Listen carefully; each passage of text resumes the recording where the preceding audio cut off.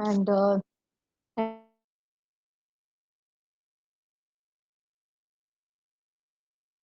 right. So in now we'll discuss about load flow analysis.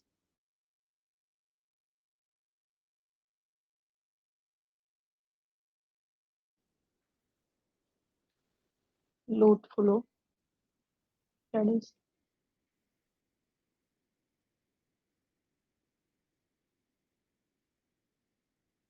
Studies क्यों करते हैं, right? क्या होता है कि लोड फ्लो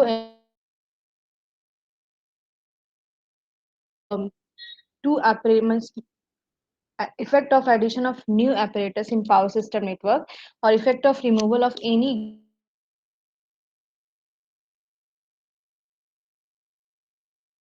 सिस्टम का, राइट? जो कि आपका एक बहुत ही लार्ज ज्योग्राफिकल एरिया में आपके होते हैं, तो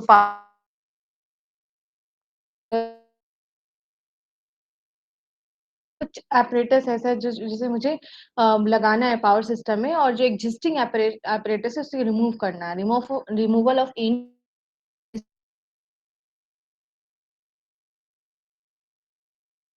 का। लोड फ्लो स्टडी से हमें पता चलता है कि क्या इफेक्ट होगा अगर हम एक्स्ट्रा apparatus अगर हम लोग ऐड करते हैं पावर सिस्टम में।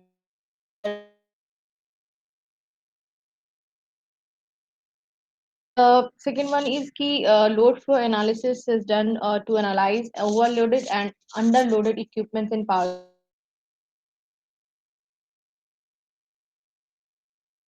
और जितने भी होते हैं उसके उसका जो डिजाइन किया जाता है कि स्टेबिलिटी मार्जिन होता है, तो उससे पता चलता है कि कितना हम लोग what should be the stability margin for generator, transmission, motor and all, right? Load flow is done before आपका जो है ट्रांजिएंट स्टेबिलिटी एनालिसिस को हम लोग फॉल्ट एनालिसिस भी किया जाता है। Load flow, that is the difference between load flow analysis and fault analysis. हमेशा सबसे पहले लोड फ्लो एनालिसिस किया जाता है। Load flow analysis is done आपका किया जाता है ऑन हेल्दी सिस्टम के लिए, राइट? एंड फॉल्ट एनालिसिस आपका किया जाता है फॉर अनहेल्दी नेटवर्क के लिए, right? And load flow study is also done in order to find optimum location for placement of compensating device and also calculation of rating of compensator, right? कि कहाँ पे जो है कि आपका जो है कि जो compensating device करते हैं improvement of the power factor, तो उसे हम लोग कहाँ पे place करेंगे, ये आपके जो होते हैं लोड फ्लो स्टडी से हम लोग को पता चलता है, right? And load flow study performed on balanced network, right? That is three-phase sinusoidal state analysis। मैंने बताया कि लोड फ्लो एनालिसिस जो होता है हमेशा हेल्दी सिस्टम का करते हैं एंड एक बैलेंस सिस्टम का होना चाहिए, राइट? एंड फॉल्ट एनालिसिस क्या होता है, अनहेल्दी कंडीशंस में होते हैं, अनहेल्दी नेटवर्क के लिए किया जाता है। And node flow analysis is done on balance system as per, और उसके बाद और क्या किया जाता है कि हमने अभी तक पढ़ा कि पर यूनिट रिप्रेजेंटेशन जितने भी होते हैं जो हम लोग रिप्रेजेंट करते हैं, आप देखे होंगे डिस्ट्रीब्यूशन सिस्टम में कि टू वायर नेटवर्क हम लोग एक नेटवर्क में उसको कन्वर्ट कर देते थे फॉर द क्या बोलते एनालिसिस, फॉर कैलकुलेशन हमारा इजी हो जाता है। तो थ्री फेस्ड बैलेंस सिस्टम को हम लोग क्या कर रहे थे कि आपका एक जो है फेज का अगर हम लोग कैलकुलेशन कर लेते हैं तो आपका सिमिलर जो है कि आपका बी में भी होगा, सी में भी होगा, इसलिए हम लोग पर फेज एनालिसिस करते हैं, right? For a what balance system के लिए। So this is the requirement आपका जो है कि this is the objective of load flow analysis कि हम लोग लोड फ्लो एनालिसिस क्यों करते हैं, what is the reason behind this, right? So these are the reason जिसकी वजह से हम लोग जो है कि लोड फ्लो एनालिसिस किया जाता है। And what are the assumptions made in while load flow analysis, right? assumptions क्या क्या होते हैं?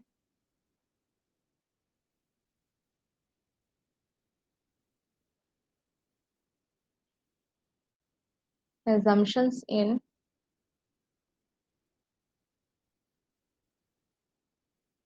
लोड फ्लो स्टडीज, क्या assume किया जाता है?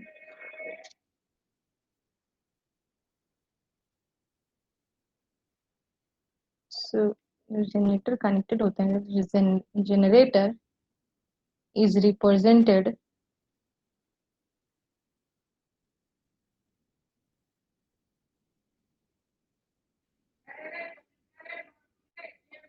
source of complex power system.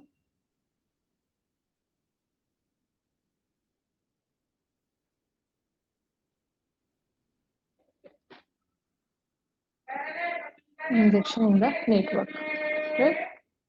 That means the complex power network, that is आपका जो है कि active power and reactive power both inject कर रहा है, right? And the second one is load is also modeled as a load is also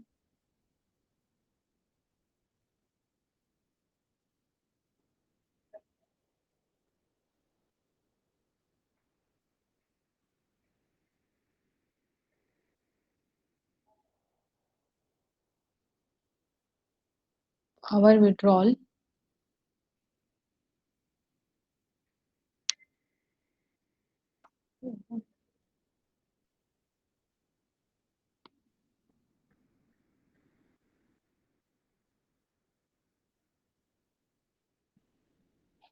power withdrawal, that is आपका क्या होगा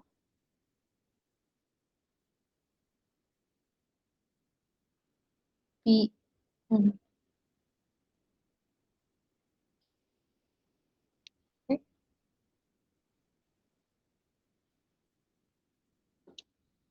एंड ट्रांसफार्मर इज, जैसे हम लोगों ने पढ़ा था कि आपका ट्रांसफार्मर इज मॉडल एज आपका क्या होगा सीरीज रिएक्टेंस, राइट? क्योंकि आपका शंट रिएक्टेंस इसमें निगलेक्ट किया जाता है due to small current flow through that branch, series reactor. And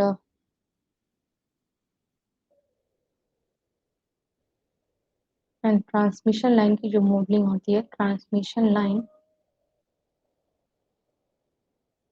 are modelled as short transmission line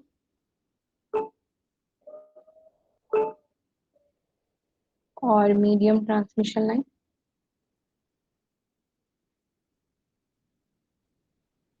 medium transmission. And हम लोगों ने प्रीवियस आपको अगर पढ़ा होगा किसमें फोर्थ सेमेस्टर में, right? कि हमने बताया था ट्रांसमिशन लाइन की जो मॉडलिंग होती है, short transmission line, medium transmission, long transmission line. And short transmission line is further आपके जो होते हैं इसका 2 वे में हम लोग मॉडल कर सकते हैं, that is nominal pi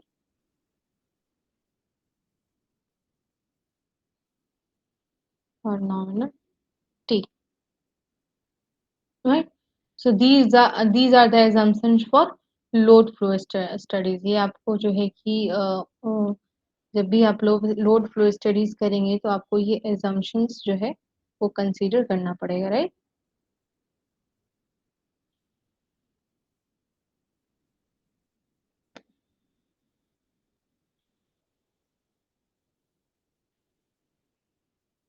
generator में हम लोग क्या, जनरेटर जो होता है फाइनली ये आपका जो है, मान लो generator is connected through this bus. So how to represent generator, इसमें क्या हो जाएगा आपका जो है कि हमने प्रीवियस क्लास में भी पढ़ा है, that is represented as easy and Z. ठीक है, but in case of load flow analysis मुझे क्या करना है इसे कि करंट सोर्स ट्रांसफॉर्म कर देना है, राइट? क्योंकि हमें एज्यूम किया है कि generator is represented as source of complex power power injection in the network. And हमने इसमें ये किया है कि आपका जो है कि लो जनरेटर जो होता है, generator is represented as current source in load flow studies, right? तो आपको जो है कि इसे हमें करंट सोर्स में कन्वर्ट करना है, तो कैसे करेंगे हमें, any idea?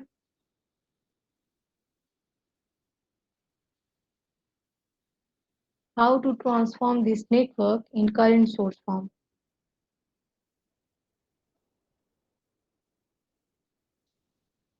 These are the questions about what questions of what network theory का आपका. इसमें आपको अगर नेटवर्क थ्योरी में पता होगा कि कैसे हम ट्रांसफॉर्म करते हैं तो आप आंसर दे पाएंगे.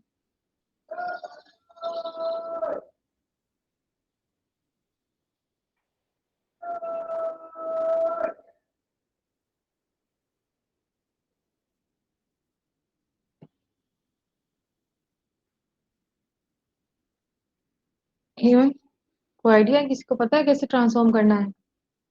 Is the question of network not the question of power system, ये आप ध्यान रखिए, ये आप बेसिक है बिल्कुल। नहीं इसका नेटवर्क का नेटवर्क एनालिसिस।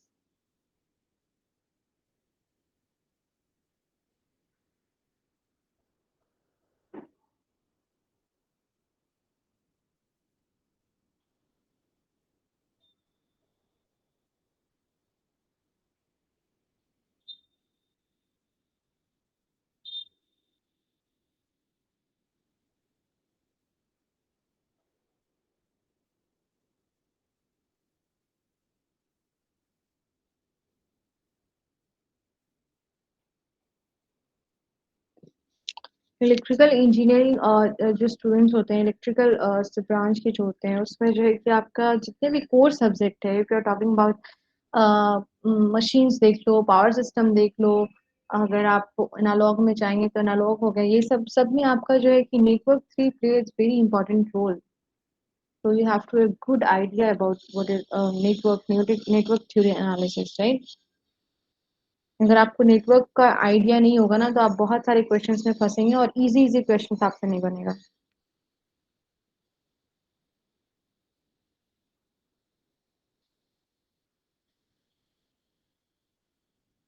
कैसे ट्रांसफॉर्म करेंगे इसे सोर्स में, नहीं पता।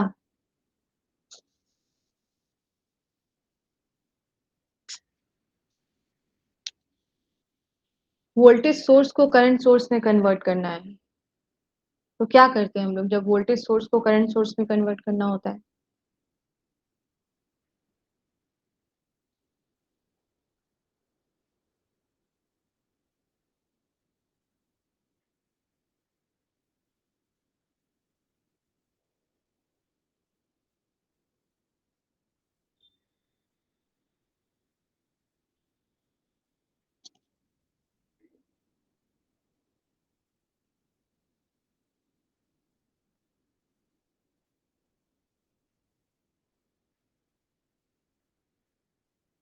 किसी को आइडिया नहीं है, तो बहुत ही बेसिक है, बहुत ही बेसिक क्वेश्चन है ये, आप लोग आंसर नहीं कर पा रहे, कैसे होगा? नेटवर्क का तो बिल्कुल कोई आइडिया नहीं है। चलो, इसे सोर्स करंट सोर्स में कन्वर्ट करना है, तो हम लोग क्या करते हैं, जब कन्वर्ट करते हैं, so this one is replace by current. And आपका जो क्या होता है कि जो भी सीरीज में होते हैं आपके जो भी अगर रेसिस्टेंस है, रिएक्टेंस जो भी है, वो आपका जो है कि इसे हम लोग पैरेलल में कनेक्ट कर देते हैं। This is the source transformer, current source. आप एक बार जाके इसे देखिएगा, आपने नेटवर्क में पढ़ा होगा कि कैसे जो है वोल्टेज सोर्स को करंट सोर्स में कन्वर्ट करते हैं, right?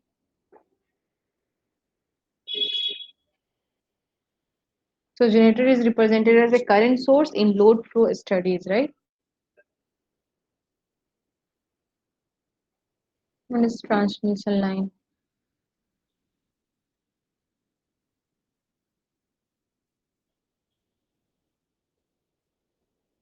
right? And transmission line में शॉर्ट ट्रांसमिशन लाइन तो बिल्कुल सही कि शॉर्ट ट्रांसमिशन में आपका कोई भी शंट ब्रांच नहीं होता है, तो उसका मॉडलिंग करना आसान है। अगर आपकी जो है कि for talking about medium transmission line and medium transmission line, एक तो हो गया short transmission line and medium transmission line.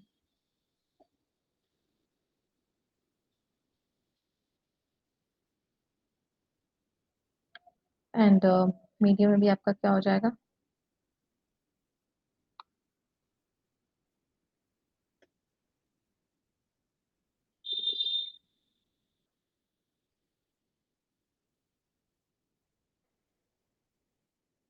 Nominal. And medium transmission line के इसमें हम लोग नॉमिनल पाई को प्रीफर किया जाता है ओवर नॉमिनल टी। वाई, ये हम लोग देखते हैं कि ऐसा क्यों। सपोज दिस इज अ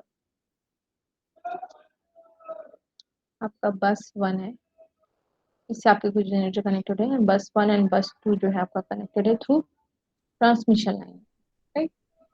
सो इसका जो मॉडलिंग होगा दैट इज आपके क्या हो जाएंगे,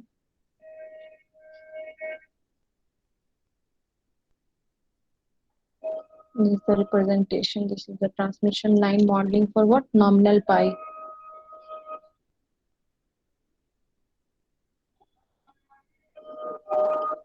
This is L. It's C by 2 and C by 2. ये आपका क्या हो जाएगा? Nominal pi representation. तो हो गया nominal pi and nominal T का रिप्रेजेंटेशन होगा कैसे? दैट इज ये आपके हो जाएंगे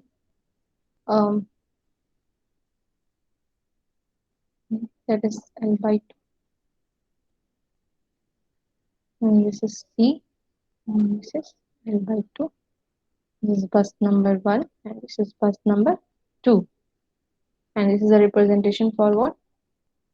Nominal T.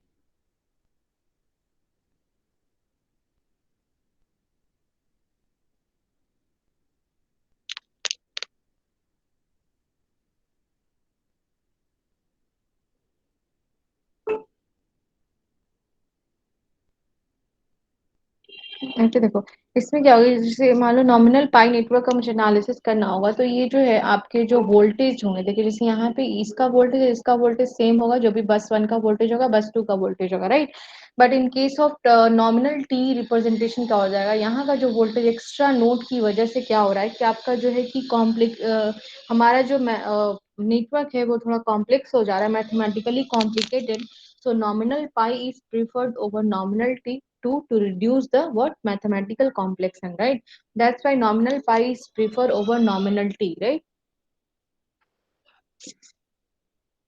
and इसमें और ये भी एक assumption है कि no harmonics are present and no HVDC link is present that is AC load flow AC load flow study is done here right so these are the assumptions for load flow analysis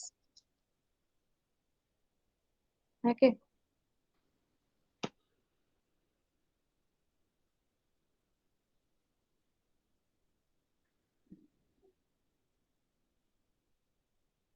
and then ये हो गया आपका load flow why we need आपका load flow analysis हम लोग क्यों करते हैं and what are the assumptions for आपके जो है कि load flow during load flow analysis क्या क्या एजम्पशंस हम लोगों को लेना पड़ता है अगर आप लोड फ्लो एनालिसिस करते हैं राइट एंड देन उसके बाद हम लोग पढ़ेंगे कि वाई कैसे हम लोग वाई बस मैट्रिक्स का फॉर्मुलेशन करते हैं राइट सो उससे पहले मैं एक बेसिक बता रही हूँ कि इससे मुझे हम लोग को फंडामेंटल्स ऑफ पावर सिस्टम में ही पढ़ना था कि कैसे हम power flow through transmission line एक आइडिया कॉन्सेप्ट है यहाँ पे तो उसे आप पूरे पर देख लेंगे उसके बाद फर्दर हम लोग जो है कि वाई बस फॉर्मुलेशंस के वाई बस फॉर्मुलेशंस के बारे में पढ़ेंगे कैसे हम लोग फॉर्मुलेट करते हैं तो power flow through transmission line है जैसे आपका ये है ना बस 1 हो गया बस 2 इसके थ्रू आपका ट्रांसमिशन लाइन है तो ट्रांसमिशन लाइन आपकी जो power flow through transmission line अगर कैलकुलेट करना होगा तो वो हम लोग कैसे कैलकुलेट करेंगे राइट तो suppose this is a sending end ये आपका जनरेटर हो गया and this is the transmission line this is the receiving voltage and load is connected here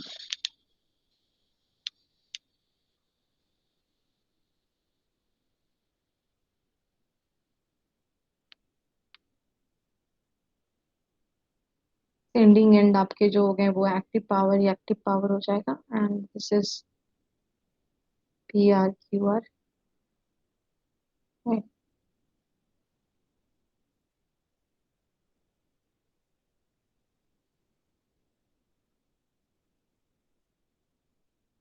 Okay, so relation between active and reactive power at the sending and receiving end of the transmission line with respect to ABCD parameter of the line. सबसे पहले अगर हम लोग long transmission line का कर लेते हैं ABCD parameter को लेके, तो आपके अगर शॉर्ट ट्रांसमिशन लाइन का करना है तो simply you have to put the value of A B and C, right. In case of आपका जो हम लोगों ने पढ़ा था कि शॉर्ट ट्रांसमिशन लाइन का जो ABCD पैरामीटर होगा क्या होगा, मीडियम लाइन का एबीसीडी पैरामीटर क्या होगा, एंड आपके लॉन्ग ट्रांसमिशन लाइन का जो होता है एबीसीडी पैरामीटर क्या होता है, right. Consider suppose A is आपका है द मैग्नीट्यूड एंड आपके क्या हो जाएंगे angle, and B is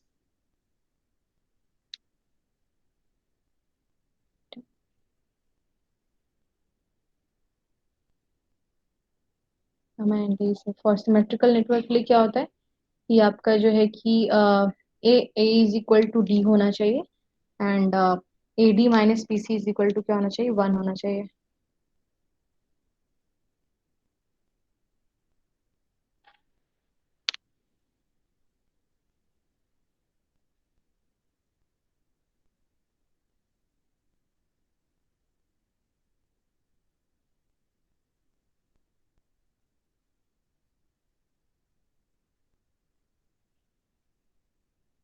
receiving end power मुझे कैलकुलेट करना है, that is P R Q R. So from ABCD parameter,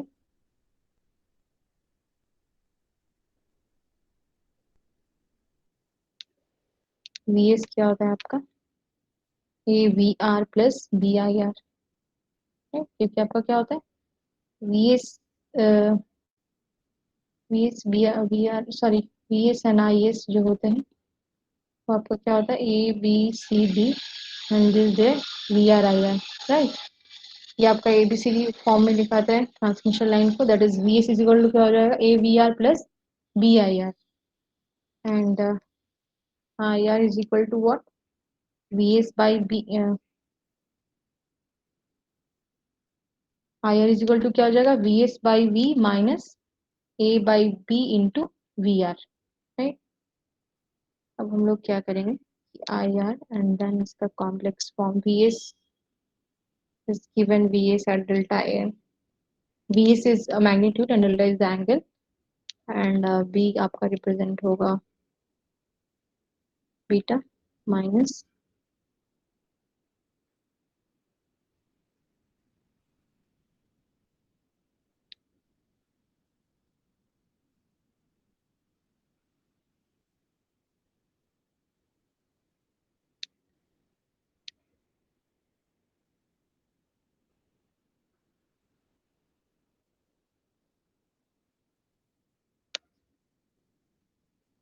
ये तो आपको पता है how to calculate the expression for what complex network के लिए क्या होता है कि आपका क्या हो जाएगा एंगल डेल्टा माइनस बीटा हो जाएगा, and this one is what mod a by b,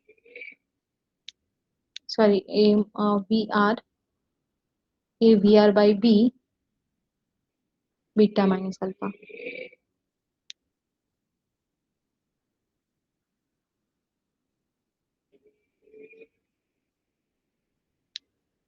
So हम लोगों को क्या निकालना है कि पावर आपका जो है कि रिसीविंग एंड रिसीविंग एंड का पावर एंड सेंडिंग एंड का power, right.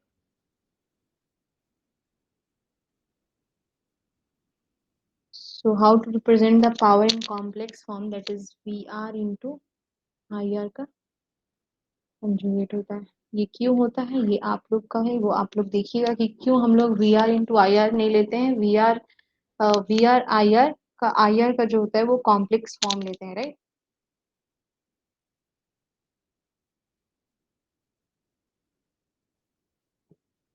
And this is आपका क्या है PR plus JQR.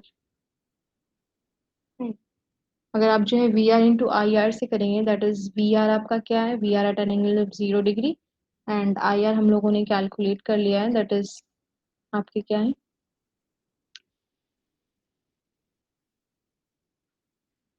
That is AVR by आपका जो VS at an angle of delta minus beta, and minus AVR by B beta minus alpha.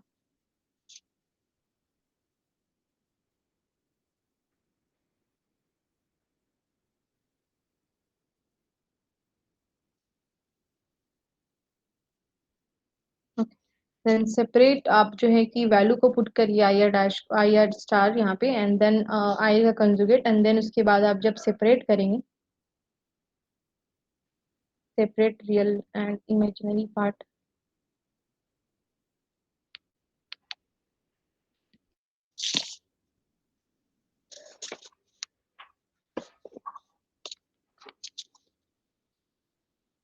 ठीक है। बस मैं आपको एक आइडिया देती हूँ कि कैसे हम लोग कैलकुलेट करना है, आप लोग देख लीजिएगा एक बार।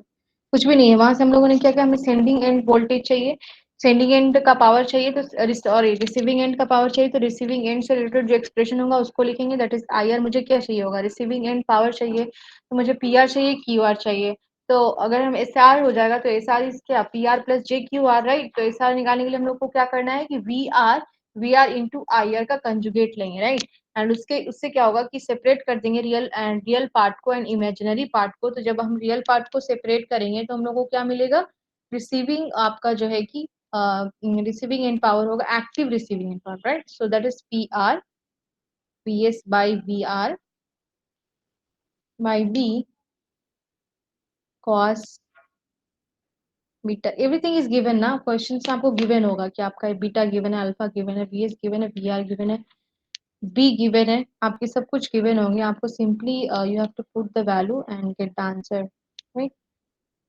सो cos बीटा माइनस अल्फा, ये आपका हो जाएगा P R, and Q R will be what, V S by V R divided by B sine beta minus alpha minus A V R square by B sine beta minus alpha. Similarly आपका जो है कि sending end power निकालना है, तो sending end power के लिए मुझे क्या चाहिए, आई एस चाहिए, राइट। वी एस तो मुझे पता, वी एस डेल्टा हो गया, वो पता है, वो उसका एंगल पता है, एंड देन मुझे अगर आई एस पता चल जाएगा तो हम लोग क्या करेंगे, वहां से सेंडिंग एंड का power and receiving end, sorry active power and reactive power हम लोग कैलकुलेट कर सकते हैं। Power, sending end power that is P S and Q S.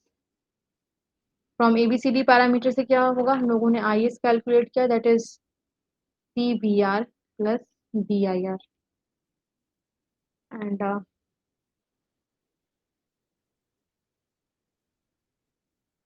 is equal to CVR plus D in terms of VS by B minus A VR by B, ठीक है। तो हम लोग हर का एंगल पुट कर देंगे, राइट, एंड देन फाइनल जो expression है, and S S is same, I आपके जो हो जाएंगे V S into I S. While solving this expression, we'll get PS is what? PS is D VS square by B cos beta plus alpha, sorry, beta minus alpha, and minus Vs by Vr by B cos beta plus theta, and Qs will be dVs square by B sin beta minus alpha minus Vs by Vr by B sin beta plus delta. Okay. So this is the expression for active power and reactive power.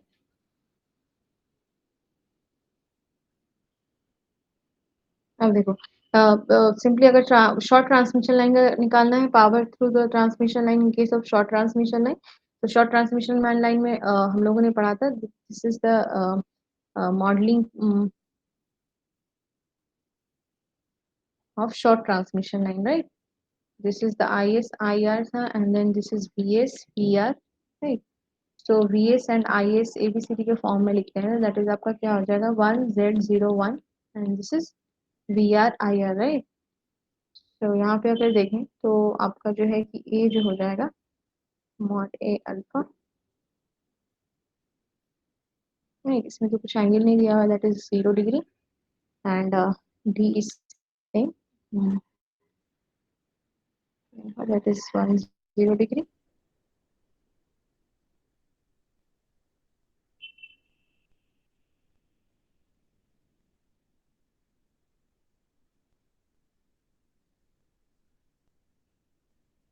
C is 0 and B is what? R plus JXL,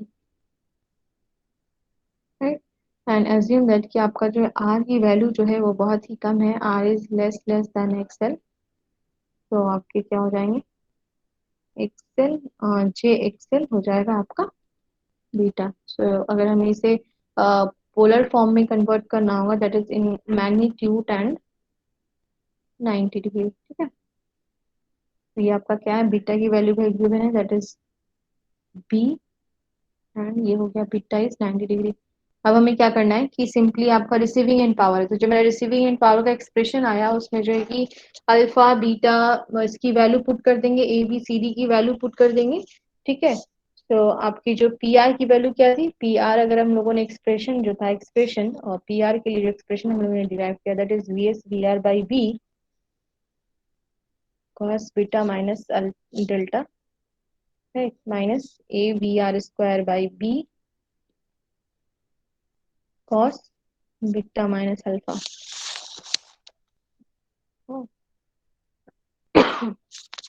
we S P R हो गए by B, and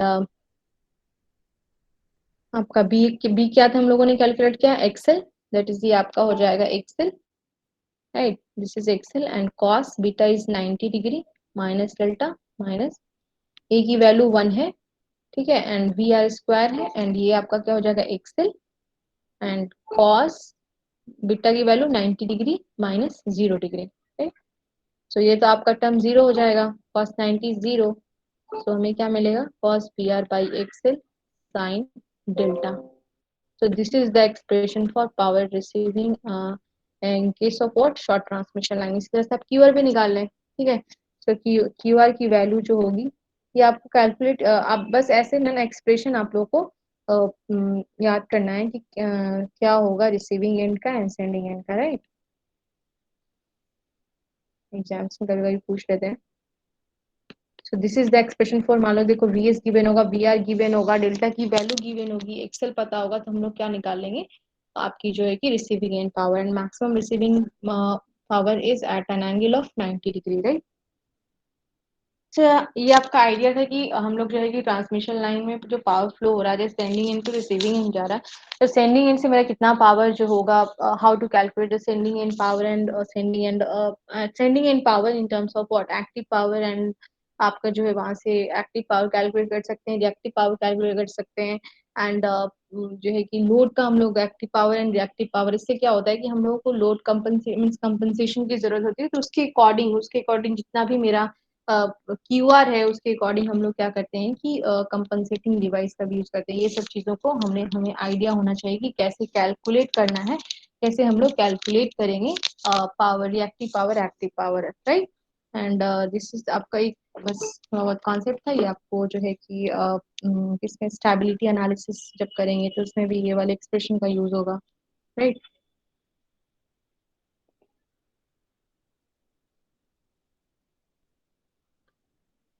okay. सो हम लोग कहाँ पे थे कि load flow analysis. तो load flow analysis क्या होता है कि लोड फ्लो एनालिसिस हम लोगों ने पढ़ लिया कि लोड फ्लो एनालिसिस की जरूरत क्यों होती है, एंड हमें क्या क्या एजम्पशंस लेना पड़ता है, राइट।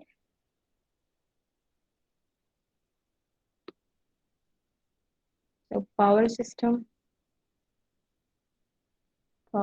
एनालिसिस में आपका जो है दो मैट्रिसेस जो यूज होते हैं, that is we have to study two type of matrix, that is Y bus matrix,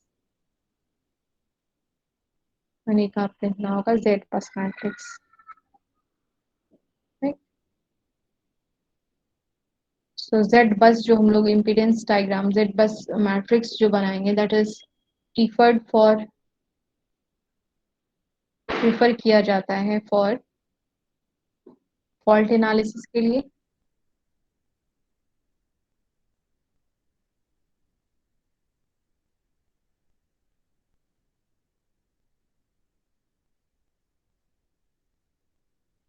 okay. Stability analysis, load flow studies के लिए हम लोग जो है कि वाई बस का यूज करते हैं, प्रीफर्ड किया जाता है। ऐसे हम लोग वाई बस मैट्रिक्स भी बना सकते हैं, जेड बस भी मैट्रिक्स बना सकते हैं लोड फ्लो एनालिसिस में, ऐसा कुछ ये नहीं है। बस प्रीफर्ड किया जाता है फॉर फॉल्ट एनालिसिस के लिए जेड बस को, right. And load flow studies,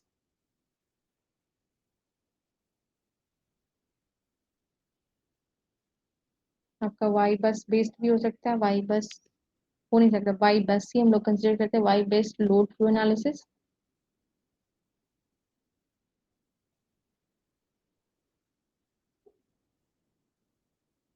Z bus based load flow study analysis, right. Right, हम देखो अब हमें क्या करना है, वाई बस मैट्रिक्स कैसे हम लोग कैलकुलेट करते हैं, right.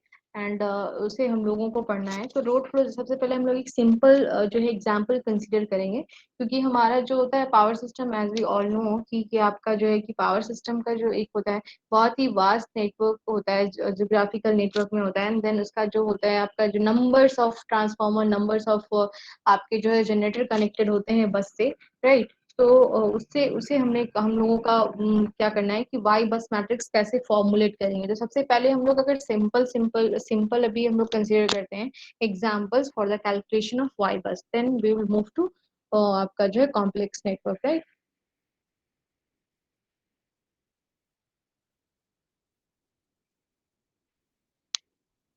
So let us consider two bus system,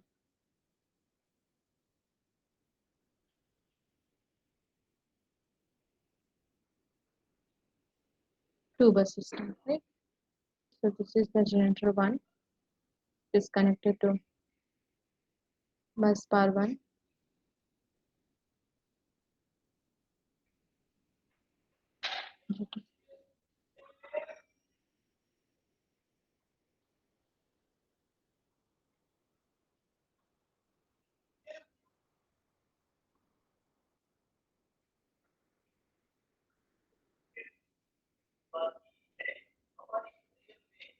okay, so आपका जो है क्या है, ये आपका सिंगल लाइन डायग्राम गिवन है, राइट। एंड अगर आपके जीवन की वैल्यू एंड जीवन टू का हम लोग वैल्यूज नोन होगा, एंड इसकी जो आपके एंगल है वो भी गिवन होगा, then power can be calculated easily, right.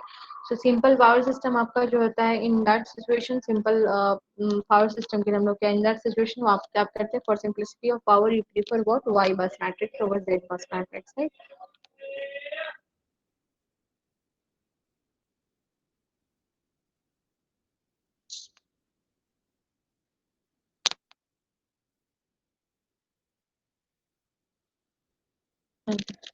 So how to represent an, आपका जो है कंपोनेंट्स में से क्या करना, सिंगल लाइन डायग्राम को हम लोगों को रिप्रेजेंट करना है सर्किट फॉर्म में, दैट इज आपके हो जाएंगे ये what, this is G1 and Z1 is connected to bus 1 and और हम लोगों ने क्या पढ़ा है, transmission line in case of load flow analysis में आपका जो है कि कंसीडर किया था short transmission and medium transmission. And medium transmission अगर हम लोग कंसीडर करते हैं तो उसमें क्या होता है, नॉमिनल पाई जो होता है, nominal pi representation preferred over what, T, nominal T network, right. तो आपको जो है हमें क्या करना होगा यहाँ पे कि इसे कन्वर्ट करना होगा, कन्वर्ट नहीं करना होगा, सॉरी, जो मॉडलिंग होगी ट्रांसमिशन लाइन की वो होगी पाई टाइप, राइट।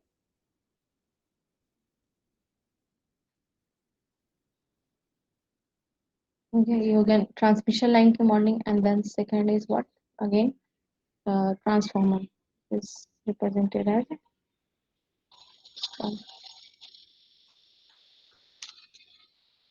okay.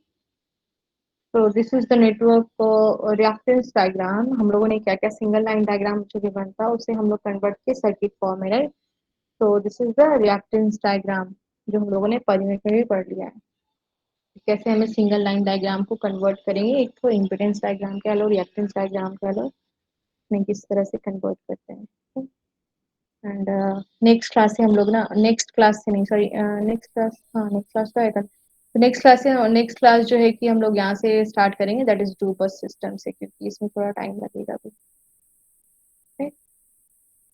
उसके बाद हम लोगों को क्या करना है कि लोड फ्लो एनालिसिस में, लोड फ्लो एनालिसिस जब हम लोग करते हैं जनरेटर का, तो जनरेटर में क्या होता है, लोड फ्लो एनालिसिस करते हैं पूरे सिस्टम का, पावर सिस्टम का, तो उसमें हम लोग जनरेटर को कंसिडर करते हैं as a current source, right. Then this circuit will be converted in current source, right? So in next class we will discuss further and how to formulate the Y bus matrix, right?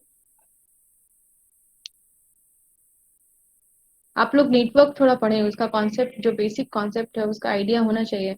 अभी हम लोग load flow सारे तो उसी पे, load flow analysis हो गया, and उसके बाद फिर अभी हम लोग फॉल्ट एनालिसिस में, फॉल्ट एनालिसिस एंड जितने भी 2 यूनिट बचेंगे, 2-3 यूनिट जितने हैं सारे, उसमें जो है कि आपका नेटवर्क का ही यूज है। उसमें कैसे नेटवर्क को कन्वर्ट करना है आपका थेवेनिन थ्योरम में, नॉर्टन थ्योरम में, ताकि मेरा क्या होता है, ये सब थ्योरम अप्लाई करने से ना आपका जो कैलकुलेशन जो होता है वो इजी हो जाता है, ठीक है ना। तो ये सब चीजों का आइडिया आपको होना चाहिए, ये सब चीजों के बारे में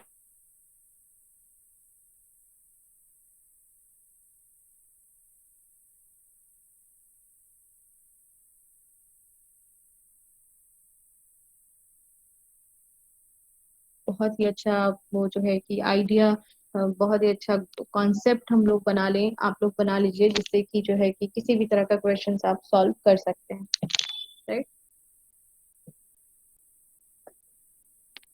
चलो रोल नंबर 1। Present ma'am.